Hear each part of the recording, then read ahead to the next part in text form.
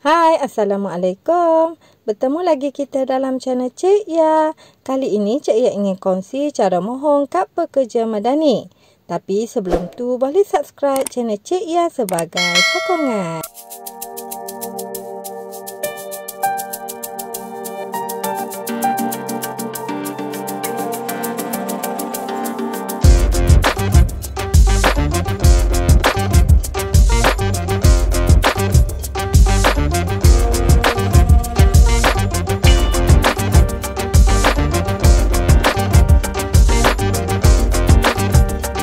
Okey, untuk info semua, pada 1 Mei 2025 sempena dengan sambutan Hari Pekerja, Perdana Menteri Malaysia telah mengisytiharkan 1 juta pekerja akan menikmati diskaun sehingga 30% di bawah program kad pekerja madani.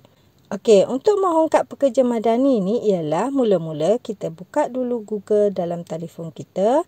Kemudian dekat sini kita buat carian, kita type je kad pekerja madani dekat bahagian sini. Seterusnya akan keluar hasil carian macam ni. Okey, dekat sini kita pilih kad pekerja madani yang ni. Lepas tu akan keluar paparan website utama kad pekerja madani ini. So dekat sini kita perlu daftar dahulu akaun kad pekerja madani ini. Okey, untuk daftar kita klik je yang ni. Okey, daftar. Lepas tu akan keluar paparan daftar akaun yang ni. So dekat sini kita perlu masukkan maklumat yang diminta untuk proses pendaftaran ini. Okey, kita masukkan nombor kad pengenalan di sini. Lepas tu kita masukkan nama penuh kita dekat bahagian sini. Seterusnya kita masukkan alamat email yang aktif dekat bahagian sini. Seterusnya kita scroll ke bawah sedikit. Lepas tu dekat sini kita perlu cipta kata laluan bagi akaun kad pekerja madani kita ini. Seterusnya kita tik pada kotak kecil ni sebagai tanda persetujuan kita mengikut terma dan syarat yang ditetapkan untuk pembukaan akaun kad pekerja madani ini. Lepas tu kita klik je dekat bahagian daftar ini. Seterusnya akan keluar paparan macam ni dengan status bagi tahu pendaftaran berjaya. Sila log masuk menggunakan nombor kad pengenalan anda dan kata laluan yang didaftarkan. So, apa yang perlu kita buat? Kita log masuk je ke akaun kad pekerja madani kita dengan menggunakan nombor kad pengenalan kita dan juga kata laluan yang kita cipta tadi. So, dekat sini kita masukkan nombor kad pengenalan kita. Lepas tu kita masukkan kata laluan yang kita cipta tadi dekat bahagian sini. Lepas tu kita klik log masuk. Seterusnya kita dibawa ke paparan ini. Dekat sini kita akan nampak nama dan nombor kad pengenalan kita dekat bahagian atas ni. Dan dekat bahagian bawah ni kita akan nampak senarai kedai-kedai yang kita layak untuk mendapat diskaun bila kita membuat pembelian. So dekat sini banyak senarai kedai kan. Jadi kita pilih je kedai mana yang kita nak pergi. So, cara untuk mohon kad pekerja madani ni kita klik je dekat bahagian mohon sekarang ini. Seterusnya keluar paparan maklumat peribadi ini.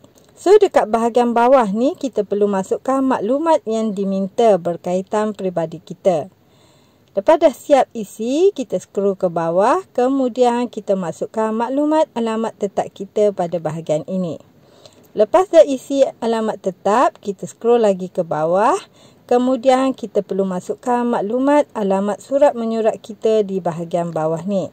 Lepas dah siap isi semuanya, kita scroll ke bawah dan kemudian kita klik pada bahagian seterusnya ini. Okey, dekat bahagian ini pula kita perlu masukkan maklumat kesatuan yang pernah kita join. Kesatuan ni macam kesatuan pekerja ataupun union dekat tempat kerja kita.